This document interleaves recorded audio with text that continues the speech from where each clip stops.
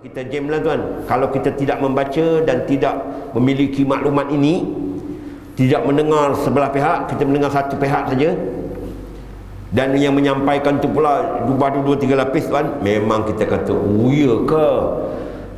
Aku ingat Adam dulu jadi, bukan punya Nur Muhammad. Ya tak? Ingat tuan, mula-mula diciptakan Adam. Okey, makhluk manusia ni Adam. Baik, untuk malam ni kisah Nur Muhammad berada pada sulbi Abdullah. Nur Muhammad tu ada pada tulang sulbi bapaknya.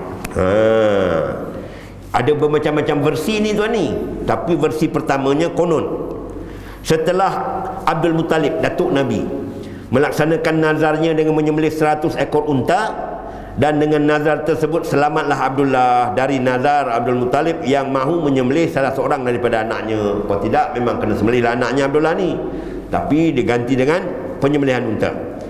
Jika dia dikurniakan dengan 10 orang anak lelaki, Abdul Muttalib membawa pulang Abdullah. Dalam perjalanan, dia bawa pulanglah, selamat pasal dia dah melepaskan nazarnya dengan sembelih unta. Dia pun bawa pulanglah, selamatlah Abdullah ni. Dalam perjalanan pulang, dia menemui seorang wanita Bani Asad, bibinian bin Bani Asad bin Abdul Uzza bin Qusay. Pada masa itu perempuan tersebut berada berhampiran dengan Kaabah. Ni bila cerita macam ni mudah sangat orang percaya ni. Perempuan tu duduk di sebelah Kaabah, dekat-dekat Kaabah. Dia melihat Abdullah, bapa Nabi belum lahir ni tuan. Dia melihat Abdullah. Perempuan tadi yang dekat Kaabah ni berkata, di mana anda ingin pergi wahai Abdullah? Kau nak pergi mana ni Abdullah? Jawab Abdullah, mengikut ke mana yang dibawa oleh ayahku. Dia ikut Abdul Muttalib kan? Bapa Nabi ikut bapaknya, iaitu Abdul Muttalib. Kau nak ke mana ni Abdullah? Kata perempuan tadi yang dekat Kaabah ni. Abdullah jawab, aku ikut saja ke mana liau nak pergi ni, bapa aku nak pergi. Kata perempuan itu, kau kahwinlah dengan aku sekarang. Aku akan berikan kau sebanyak unta yang telah disembelih oleh bapa kau semalam. Malah beratus unta bapa kau sembelih kan. Kalau kau kahwin dengan aku akan bagi unta sebanyak lebih daripada bapa kau sembelih kemarin bah. Kata perempuan tadi, nak kahwin dengan bapa kepada Nabi ni, Abdullah. Boleh faham tak? Perempuan ni nak kahwin dengan bapa Nabi. Ni bukan Aminah ni, perempuan lain. Perempuan lain.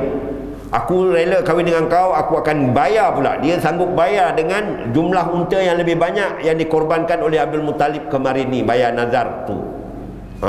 Dia nak kahwin dengan Abdullah. Abdullah tak mau terima permintaan perempuan tadi. Sebaliknya dia berkata, aku masih mempunyai bapa yang mungkin aku tak boleh menolak permintaannya dan tak boleh mencanggahi pendapatnya. Dia taat pada bapa ni, si Abdullah ni taat pada Abdul Muttalib. Jadi aku tak bolehlah, aku kena ikut bapa aku. Abdullah pada masa itu adalah lelaki yang paling tampan dan kacak di kalangan Quraisy. Ni keturunan mulia kan. Memang dia kacak dan handsome lah kalangan Quraisy. Selain daripada itu, beliau juga sangat kuat menjaga kehormatan diri. Ini memang keturunan Bani Hashim kan, memang ternama lah ni, sangat menjaga kehormatan diri dan bersikap toleransi. Bapa Nabi ni tuan, masa ni Nabi belum lahir ni, belum kahwin lagi. Setelah itu Abdul Muttalib, datuk Nabi ni, membawa Abdullah bertemu dengan Wahab bin Manaf bin Zuhrah. Pada masa itu Wahab merupakan ketua masyarakat. Abdul Muttalib mengawinkan Abdullah dengan Aminah binti Wahab. Dia pun kahwinkan, yang pada masa itu merupakan wanita paling baik, keturunan paling tinggi kedudukannya Aminah ni dalam kalangan masyarakatnya. Yang baik, kahwin dengan yang baik jugalah. Setelah itu beliau mengandungkan Muhammad. Semenjak itu berpindahlah cahaya yang ada di sulbi Abdullah ni, berpindahlah kepada beliau, kepada Muhammad yang dalam kandungan ni. Setelah itu Abdullah meminta izin untuk keluar. Abdullah pun minta izin nak keluar. On the way, dalam perjalanan pemusafirannya bertembung pula dengan bini-bini yang tadi, yang dulu ni menawarkan nak kahwin ni, jumpa balik bah. Jumpa balik. Dia menawarkan diri nak kahwin, yang dulu bertembung, yang dulu ni kan bertembung dengan wanita tadi. Abdullah berkata, Kenapa kau tak tawarkan aku untuk mengahwini kau sebagaimana dulu sebelum ni kau beria nak kahwin dengan aku dengan sanggup bayar 100 ekor unta lebih. Tapi kali ni kau tidak menawarkan diri untuk mengahwini aku pula, kata Abdullah kepada perempuan tadi. Kata Abdullah kepada perempuan tadi. Jawab perempuan itu, nur yang ada pada muka anda sebelum ini sudah tiada lagi. Dulu ada nur konon, dulu wajah kau ni ada cahaya. Cahaya yang tadi tu yang dikatakan dari sulbi Abdullah ni, sekarang cahaya tu tidak ada sudah. Aku tidak mempunyai apa-apa keperluan lagi nak kahwin dengan kau, sebab tidak ada sudah nur itu. Nur itu tak ada di diri kau ni. Jadi aku tak perlu kahwin lagi dengan kau lagi ni. Dulu nur tu ada di sulbi dia, sulbi Abdullah ni. Sekarang nur tu tidak ada lagi. Jadi aku tak dapatlah nak kahwin dengan kau. Dikatakan perempuan tersebut mendengar berita dari saudaranya Warqah bin Naufal, seorang Nabi akan dibangkitkan dalam kalangan bangsa Arab. Konon ceritanya ada bercampur-campur, yang benar ada. Ada benarnya Warqah bin Naufal ni, tapi bercampur dengan yang palsu. Itu versi pertama tuan. Nur Muhammad dalam sulbi bapaknya, berpindah pula lepas tu. Versi yang kedua juga terdapat tentang kisah di atas. Ada yang mengatakan wanita yang menawarkan diri nak kahwin dengan Abdullah ni, bapak Nabi ni, sebelum itu adalah seorang wanita murahan. Wanita murahan lah, bukan wanita ternama, bukan orang-orang biasa saja ni. Sesetengahnya menyatakan ahli nujum, malah ada yang kata wanita tu ahli nujum, dan tidak kurang juga menyatakan wanita tu adalah isteri kedua Abdullah. Ada juga riwayat kata begitu. Kisah ini dikemukakan oleh Tabrani. Tuan-tuan tengok ni, ada dalam Tabrani, dalam Mu'jam Al-Kabir, dalam Mustadrak. Ini kitab-kitab hebat ni tuan ni. Mustadrak ni kitab hadis Imam Ahmad, Abu Nuaim, dalam Dalail, menerusi jalan Abdul Aziz bin Imran. Begitu juga disebut oleh Ibn Sa'ad dalam dalam Tabaqat Al-Kubra. Ini semua kitab-kitab hebat ni tuan ni, ada dalam kitab kan. Menerusi jalan Hisham Al-Kalbi, menerusi jalan Al-Kalbi dan juga Al-Waqidi. Dalam kitab-kitab besar tu ada. Jadi bila ada orang anggap confirm dalam kitab besar ada apa? Bukan sembarang kitab ni. Mu'jam Al-Kabir, Mustadrak, dalam kitab Tabaqat Al-Kubra. Ini bukan sembarang kitab ulama besar-besar ni.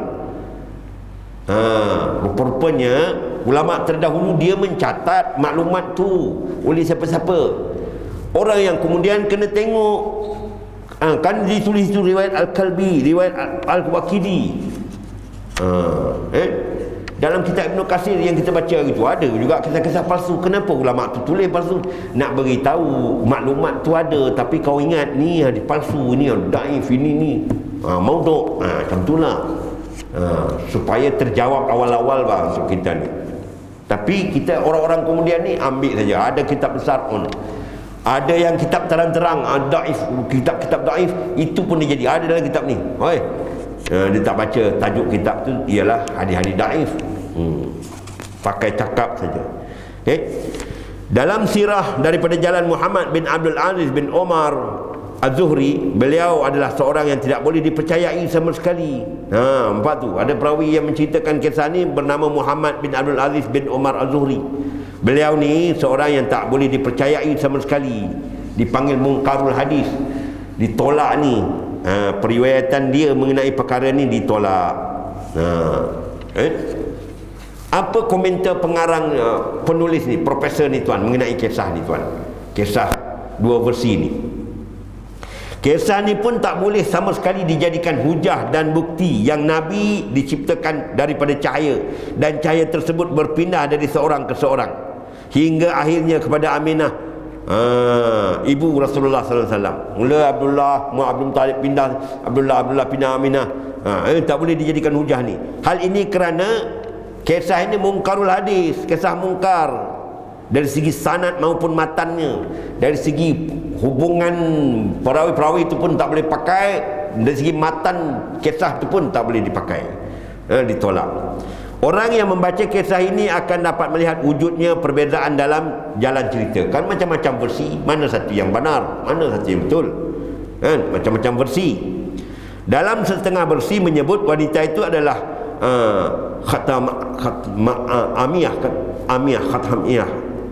wanita okey. Setengah sebut pula wanita Asadiyah. Ada sebab Qatilah. Ada versi ketiga pula beliau adalah Bani Adi, bernama Laila. Macam-macam bah. Wanita tu pun tak boleh nak di confirm siapa tu perempuan. Macam-macam versi ada. Begitu juga ada versi menceritakan ketika Abdullah bertemu dengan wanita tu, pakaian beliau pada waktu itu adalah pakaian kasar, manakala dalam versi lain pula pakai pakaian yang lengkap. Ceritanya pun tak konsisten. Baik siapa wanita tu, baik cerita pakaian Abdullah ni. Kan? Berhubung dengan hadis yang diriwayatkan oleh Jabir, yang disandarkan kepada Jabir, yang menceritakan tentang Nabi SAW dicipta daripada nur, dihubungkan dengan Abdul Razak, dia adalah hadis rekaan tuan. Hadis palsu, hadis reka-reka. Kemudian diceritakan ni Nabi. Ni mendakwa ni Nabi cakap, bersumber daripada Nabi, padahal dia rekaan. Bahaya ni tuan ni. Ya tak? Bahaya ni kalau anak-anak kita dan masyarakat kita tak membaca dan tak mengkaji. Harap dengar saja daripada penceramah, habislah tuan. Kan? Kalau penceramah tu mengkaji dan membaca, okeylah. Kalau penceramah tu show dengan cerita-cerita saja, habislah. Jadilah pengelipur lara. Baik. Buktinya banyak, dia kata yang hadis ni tak boleh dipakai, hadis rekaan. Buktinya banyak tuan ni.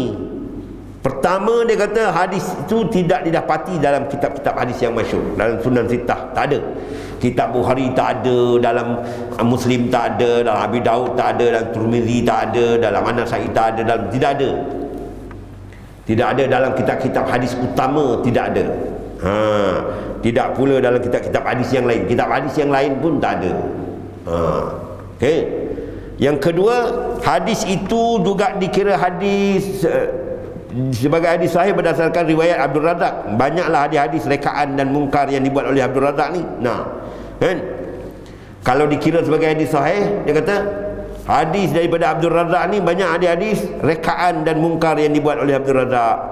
Banyaklah kena terima, pasal Abdul Razak tu memang dikaji oleh pengkaji hadis. Dia tak boleh pakai ni mereka-reka hadis. Kalau diterima, banyaklah hadis-hadis Abdul Razak ni kena terima pula. Padahal dah disahkan sebagai rekaan-rekaan, jadi tak boleh diterima. Sebahagian besarnya disebut oleh Al-Uqaili dalam kitab hadis dhaif dan kitab du'afa. Dah dikaji oleh Al-Uqaili, seorang pengkaji ulama mengkaji hadis. Yang Abdul Razak ni banyaknya hadis-hadis palsu, hadis-hadis rekaan, tak boleh diterima. Kalau diterima, maknanya apa yang ditulis oleh Abdul Razak yang lain-lain, riwayat Abdul Razak yang lain ni kena terima, padahal dah dikonfirm sebagai palsu dan rekaan. Okey. Kemudian hadis tersebut syaz, pelik. Hadis ni pelik bah, cerita ni pelik kan. Cerita mengenai perpindahan Nur Muhammad Al-Sulbi ni cerita pelik. Kerana apabila seorang penghafal hadis meriwayatkan hadis yang bertentangan dengan hadis yang diriwayatkan oleh orang yang dipercayai, hadisnya menjadi syaz. Hadis yang saya yang lain, cerita lain, tapi dia ni bawa cerita pelik. Banyak hadis yang lain beritahu aku ni manusia biasa, aku kan manusia pertama diciptakan Adam. Tiba-tiba dia buat hadis yang pelik. Dia dipanggil syaz, janggal. Apatah lagi menyalahi Al-Quran dan As-Sunnah. Lagilah. Imam Ibn Taymiyah rahimahullah, Syekhul Islam, pernah juga ditanya mengenai sebuah hadis yang berbunyi, sesungguhnya Allah mengambil daripada cahaya wajahnya satu genggam cahaya dan dia memerhatikan kepadanya. Dia berhati ambil, tengok. Lalu Allah menciptakan dari setiap titik cahaya itu seorang Nabi. Titik cahaya itu jadikan Nabi. Sedangkan kelompok cahaya itu adalah kelompok cahaya Nabi SAW. Cahaya, semua itu adalah kelompok cahaya Nabi SAW. Dan tinggallah dia sebagai bintang yang bergemerlapan, dan cahaya itu berpindah randah daripada tulang ke tulang sulbi tokoh-tokoh lelaki sehinggalah ke rahim perempuan. Last sekali ke Aminah binti Wahab. Hadis ini katanya, kata Imam Ibn Taymiyah, Syekhul Islam ni, adalah pendustaan, dusta, tipu berdasarkan kesepakatan ahli-ahli hadis. Ahli-ahli hadis ni dia mengkaji, dia nak tahu benar tak benar, dia kaji dari sumber mana, siapa riwayat siapa. Sepakati bahawa ni pendustaan, cerita ni dusta. Demikian juga ada hadis yang menyerupainya yang diriwayatkan oleh Syirawaih Ad-Dailami dalam kitabnya Firdaus, dan yang diriwayatkan oleh Ibnu Hamamah dalam kitab Mahbub. Keempat, hadis di atas yang cerita perpindahan tadi ni mengandungi kepercayaan bertentangan dengan dalil Al-Quran dan As-Sunnah yang kita dah baca. Ana basyarum mislukum, kan? Ya. Kullu adamin min turab, semua anak Adam daripada tanah. Kemudian proses berikutnya daripada mani. Hadis di atas juga mengandungi bentuk-bentuk akidah yang tidak benar, tidak betul, yang menyebabkan musuh-musuh Islam memandang agama Islam sebagai khayalan mereka. Cerita-cerita fantasi, cerita magic. Berpindah tu, merasap pergi sini, berpindah pula pergi Abdullah, berpindah pula pada Aminah. Wah, kan? Inilah macam cerita magis-magis, kan? Cerita magis. Jadi Islam dianggap dongeng-dongeng ni macam dongeng yang tak ngam langsung dengan kajian terkini, kajian sains. Padahal Islam ni agama yang benar, ya tak? Agama yang betul. Bila macam ni kan diejek-ejek saja oleh para saintis. Macam baru lalu Fir'aun kononnya bina menara 15 km bah ke atas, kalah Burj di Dubai itu. Biarlah benar, biarlah benar, kan? Pakai sebut saja inilah, kan? Pakai sebut saja. Jadi ketawaan orang kafir, jadi ketawaan orang yang mengkaji, orang yang bidang geologi, bidang sains, bidang fizik. Apa ni kau ni, kan? Islam tu dia kehadapan, baik. Islam ni sesuai dengan sains, dengan fitrah manusia. Islam ni agama yang benar. Tidak mungkin dia ni ngam dengan kepalsuan, dengan dongeng, dengan cerita-cerita yang bukan pelik-pelik ni. Memang ada karamah dan mukjizat. Memang ada. Al-Quran tu sendiri mukjizat yang agung, yang sangat punya banyak ilmu yang kekal, yang tak ada yang bertentangan dalam Al-Quran tu, yang tak dapat dicabar, diatasi oleh manusia manapun, kan? Tapi kalau dah main meresap, pergi sana pergi sini macam tadi ni, ni semua masalah, kan? Hadis menerusi Jabir dan lain-lain yang direka menunjukkan Allah SWT menciptakan nur Nabi Muhammad daripada nurnya. Kerana itu Allah SWT menamakannya sebagai nur, walau bagaimanapun tidaklah bererti Allah menciptakan Nabi Muhammad daripada nur sebagaimana penciptaan para malaikat, dan bukan juga bermakna Nabi Muhammad itu permulaan makhluk yang diciptakan. Okay? Nur tu bukan maksud nur yang itu, kan? Nur agama Allah, nur kebenaran, tu boleh diterima. Okay? Tidak dapat dinafikan perkataan cahaya nur ni disebut dalam beberapa ayat. Memang ada nur ni. Antaranya qad ja'akum minallahi nurun wa kitabun, sesungguhnya telah datang kepada kamu daripada Allah nur wa kitabim mubin. Tu ada nur, orang kata, kan? Perkataan itu kena tengok pakar-pakar ulama, tokoh-tokoh tafsir, ulama-ulama besar, apa yang disebut nur oleh ayat Quran tu. Mereka mengkaji apa maksudnya nur dalam ayat tu. Nur itu adalah Rasulullah sendiri. Bukan maksudnya Rasulullah dicipta daripada nur, tapi dia bawa Islam, dia bawa kebenaran.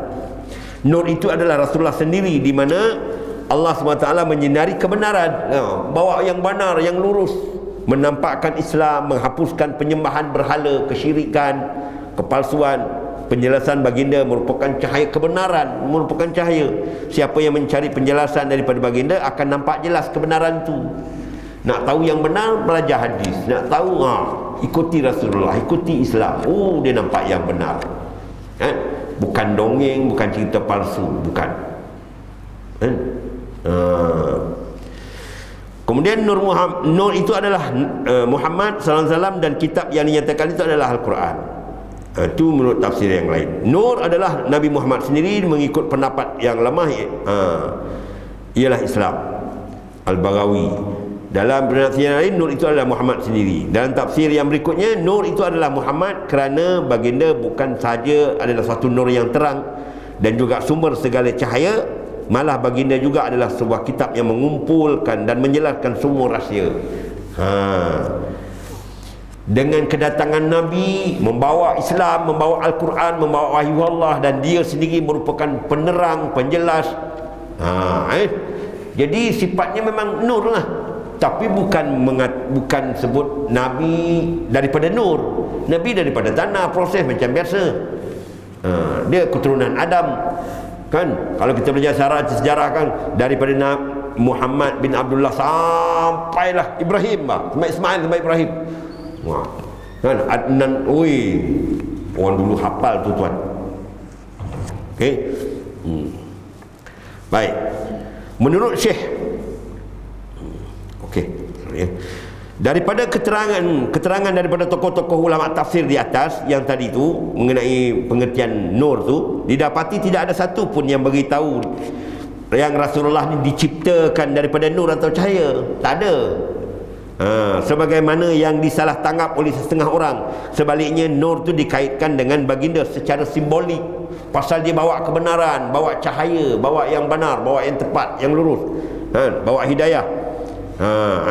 Allah Subhanahu Wa Taala menjadikan baginda dapat menjelaskan kebenaran pada manusia, dan dengan sebabnya Islam dapat berkembang, dapat menghapuskan kesyirikan, khurafat, tahyul dan macam-macam lagi.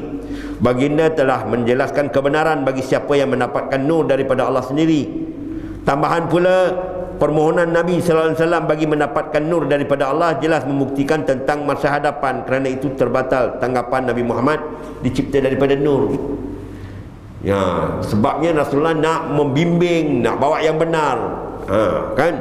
Bukan Nabi itu daripada nur.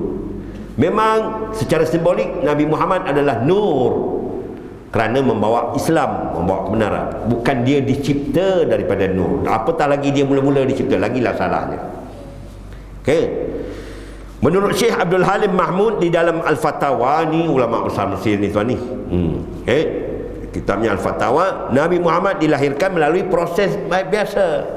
Proses biasa Nabi mengandungkan berapa bulan, dilahirkan 12 Rabiul Awal, macam biasa. Tidak ada perkara-perkara pelik yang mencari adat yang pelik-pelik lah yang kita dengar. Kalau orang baca pandai ceramah kan, macam-macam ni tuan ni. Hadis kononnya yang menciptakan pencipta Muhammad SAW daripada nur sebelum Nabi Adam, tidak ada asas sama sekali. Tidak ada asas tuan. Jangan dipercayai. Ada orang kata Nabi Nur Muhammad lah mula-mula dicipta. Tidak boleh dipercayai.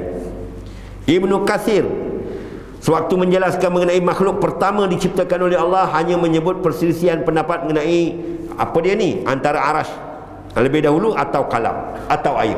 Ulama berkisah siapa yang mula-mula dijadikan. Ulama khilaf. Ada yang kata mula-mula arash, ada yang kata kalam, ada yang kata air. Tidak ada mana-mana ulama yang berpendapat Nur Muhammad lah pertama dijadikan. Tak ada. Ulama khilaf pasal arash ke dulu, kalam ke dulu, air ke dulu. Kalau Nur Muhammad adalah makhluk pertama, sudah tentu dikemukakan oleh para ulama. Ni tak ada. Hanya cerita-cerita berdasarkan hadis palsu tadi saja. Okey, last. Ibnu Hajar Al-Asqalani, ini ulama besar ni, Fathul Bari, kitab yang mensyarahkan Sahih Bukhari ni tuan. Sewaktu mengulas hadis-hadis mengenai makhluk Allah yang mula-mula diciptakan, dia bilang apa? Tidak ada satu hadis pun yang dibawa oleh beliau yang ada hubungan dengan Nur Muhammad atau yang mengatakan Nur Muhammad makhluk pertama dijadikan. Tak ada tuan. Apa yang disebut ialah perselisihan pendapat ulama mengenai yang mula-mula dijadikan ni. Yang dipersisihkan, kata Ibnu Hajar, arash atau kalam atau air. Yang mana lebih awal dijadikan oleh Allah, tu jadi perbincangan ulama. Dalam kitab tersebut Ibnu Hajar tidak menyebut pun pendapat ulama mengenai nur sebagai makhluk pertama ni. Tak ada. Tidak ada. Tak masuk dalam senarai itu. Nur Muhammad ni tidak masuk dalam senarai perbahasan ulama makhluk yang mula-mula dijadikan. Yang jadi perbahasan tiga tu saja: arash, kalam dan air. Tidak memasukkan Nur Muhammad ni, tidak. Beliau juga tidak menyatakan kalam dan adalah akal. Kalam dan akal adalah Nur Muhammad.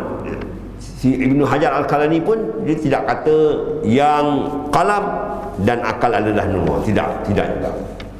Yang macam tadilah sumber segala sesuatu daripada Nur Muhammad yang menolak. Okey?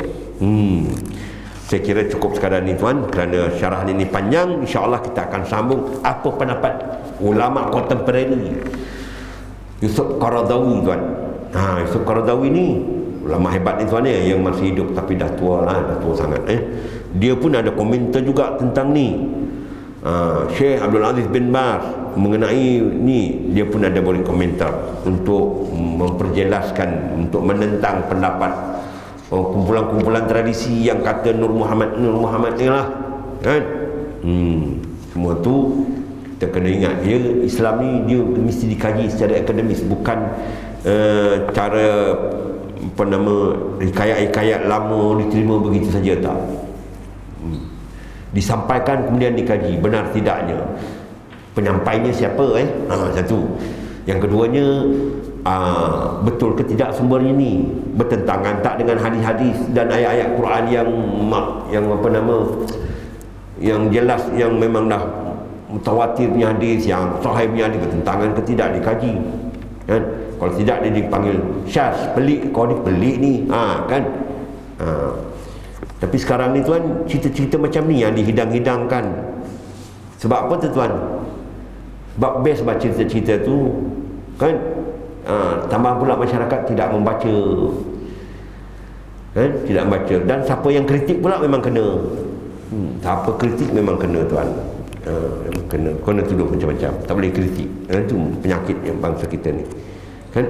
Jadi saya kira cukuplah sekadar tu. Aqulu qauli hadza wa astaghfirullahal azim li wa lakum, wa assalamualaikum warahmatullahi wabarakatuh. Bismillahirrahmanirrahim. Alhamdulillahirabbil alamin, wassalatu wassalamu ala sayyidina Muhammad wa ala alihi wa sahbihi ajma'in.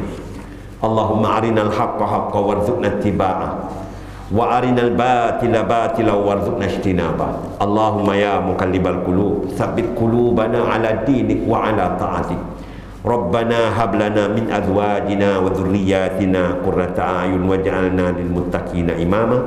Rabbana atina fid dunya hasanah wa fil akhirati hasanah wa qina adzabannar. Wa sallallahu ala sayyidina Muhammad wa ala alihi wa sahbihi wasallam. Walhamdulillahirabbil alamin. Minggu depan ada tajuk best tuan. Ini minggu depan